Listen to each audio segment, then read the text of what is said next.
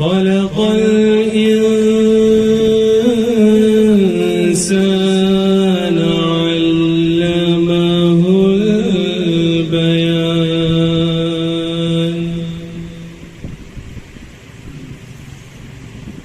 الشمس والقمر بحسبان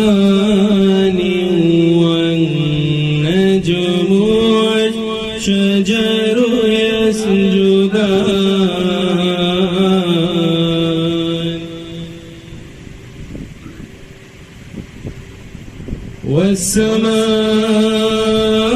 والسماء رفعها ووضع الميزان ألا تطغوا في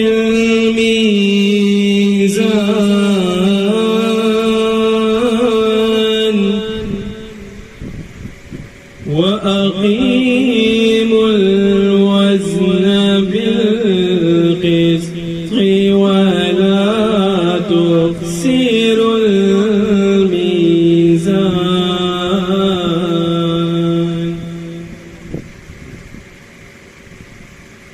والأرض وضعها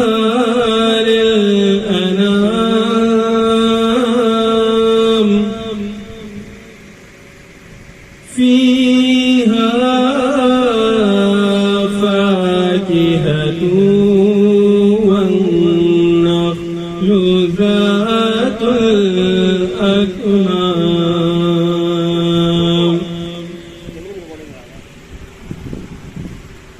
والحب ذو العصف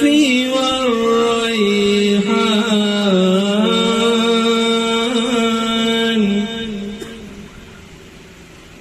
فبأي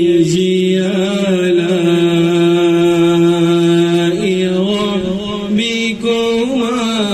تكذبان